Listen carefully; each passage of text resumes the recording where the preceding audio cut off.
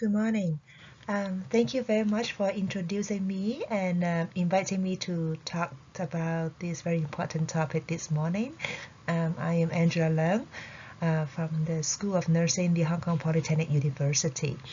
My topic today is about assistive technology for dementia caregivers, the challenges and the opportunities. Okay, the last project that I can show to you is about this SAMAT, the stress alleviating mobile app for the caregivers. And we try to tailor-make some key functions for the caregivers.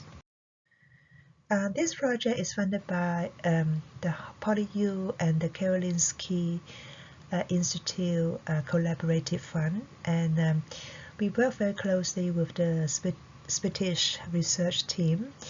And because both Hong Kong and Sweden have similar issues, is that we also have caregivers who are very stressful. So that's why we would like to work together and check out what we can provide to them.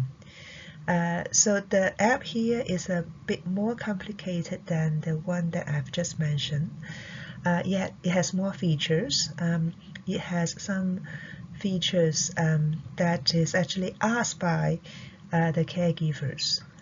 For example, we asked the caregivers what do they want to have. Actually, they mentioned that they would like to have features that is user-friendly and that is convenient to use, and they will be able to communicate with the professionals other than communicating with the caregivers.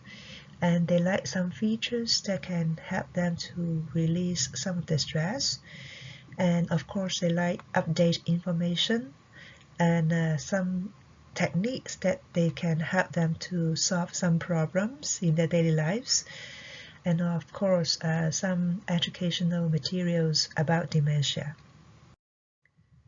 So the objectives of this study is to explore the caregivers' views on the potential usefulness of the app, to identify caregivers' preference of the features of the app, and to develop a tailor-made mobile app for the caregivers and develop the user manual as well. So what do the caregivers consider as a useful app? So ask them qualitatively. So the caregivers, we asked them, what do you think? What kind of features do you think that is very important for them? So they actually highlight that if we have an app for the caregivers, they think that the app would be very helpful for those people who are living alone, and they are providing support to people with early dementia, because the app could provide them with information as well as let them communicate with the health professionals. Some other caregivers actually say that they like to seek help from others, but it is very hard to start with. And if there's an app, they could ask questions at any time, and they could actually talk to people and get advice from the other people, and that would be very helpful for them to improve their caregiving skills. And at the same time, they think that it is very important to provide continuous support to the caregivers. That is, the support should not be stopped. So it could be, the support could be provided at any time. So that's why they would like this kind of technology to help them. Some caregivers actually cite an example that what happens if my mother just get lost? She has dementia. If she get lost, I don't know what to do. But I think if there's an app, I can post up her photos and share the photos with everyone, and then they can help me to find my mother. So this is the ideal situations that they think that the app could be a channel for them to take care of the person with dementia. Some other caregivers actually say that the apps should be as simple as possible so that it is not difficult for them to learn how to use it. So it is very crucial for them to know about which icon is representing what, and so that they can use the app immediately after the development. At the same time, they would like to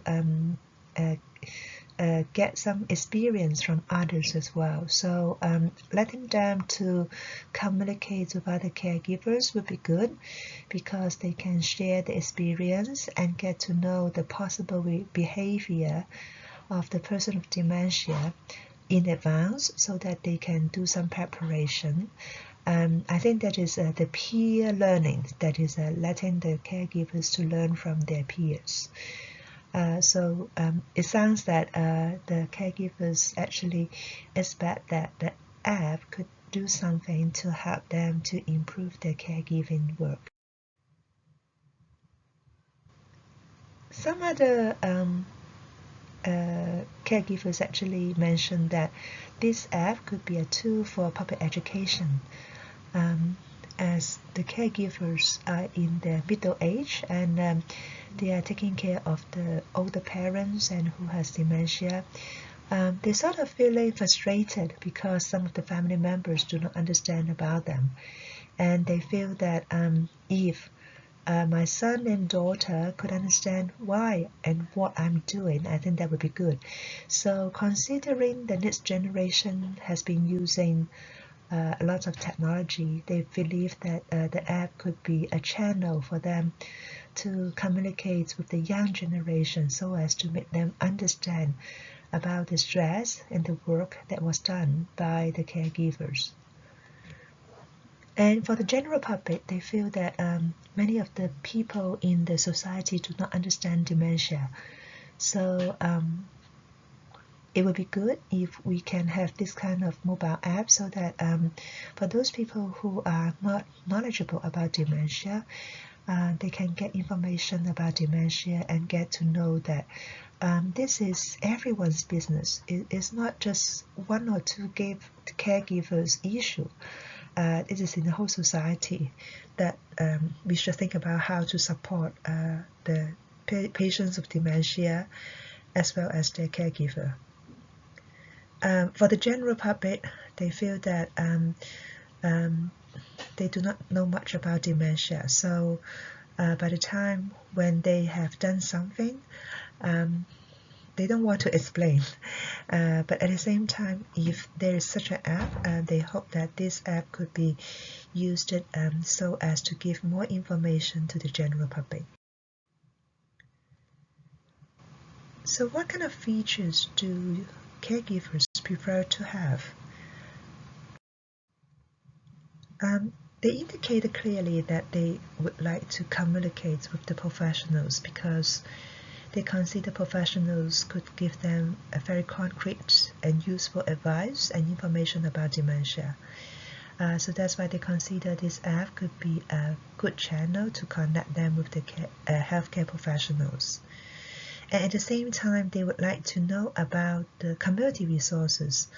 If they know about which organizations in the community are providing support to dementia, they would love to go and get some advice from them as well.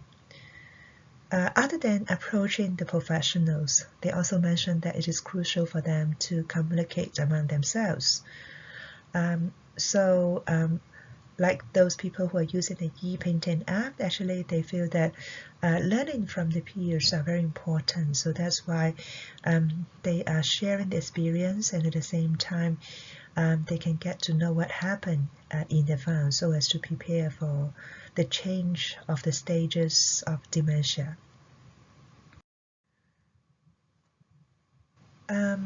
They also like to get updated information. So the app can be updated all the time. So for whoever used the app, they can read what was posted up in the app, and we do not need to repeat the message again. But at the same time, it would be nice if they can have some interaction with each other, so as to make some exchange. For example, they cite some possible cases like that. They have a wheelchair and they want to borrow a wheelchair from the others, and that would be the features that they would like to see in the app. For stress alleviating purpose, they think that if there are some methods that can allow them to stay away from the caregiving work for the time being, and that would be very good for them. So they suggest that we can put up some methods so as to teach them how to relieve their pressure, and they hope that they can still provide care to the person with dementia, but at the same time to be less stressful. So based on all this information, we developed our segment. The segment is really tailor-made for the users. So you can see here the features is very simple. You can see there is assessment. The blue one is assessment, so that the clients can the caregivers can actually assess their mood, and then there is a calendar for them to record the important days and events, and there's an announcement which is a blackboard like, and then there's a features which we specially add on that because some of the caregivers actually mentioned that they would like to do some diary, and this kind of diary could be a stressful event, it could be a happy event, so they would like to put down the events that they have every week so as to do some memory about what they did in the last week as well. So in the lower part of the app, actually it is showing some other features. So for the stressful events and the happy events, we encourage them to do the recording here. They can use English and Chinese to do the recording. So for group chat, okay, so you can see at the bottom of the app, there is a group here for them to have a discussion, and so they can chat with each other. And at the same time, they can share their experience and get to know about the resources being provided in the community. And at the same time, there's a FAQ, the frequent question and answer, so that they can get to know more about dementia. And there is a section that is for teaching them how to relax by themselves, do some relaxation exercise. So we use mindfulness to let them learn about how to do mindfulness. Okay, so here you can see that they are sharing the information among the caregivers. So the experience sharing is very important, and you can see that we have find all those local resources that is about the support to dementia in Hong Kong. Then they can click on the link and get the relevant information. For example, where do they get the information from the government, Department of Health? How do they get information from the hospital authority? And is there any way that they can read some video? And we even put up some video link for them. So for the relaxation, actually we think about the mindfulness is a good way. So we recommend them to follow the YouTube that was created by Liu Life. Liu Life is a mental health organization in Hong Kong. It has developed a series of videos to let everybody learn how to do mindfulness.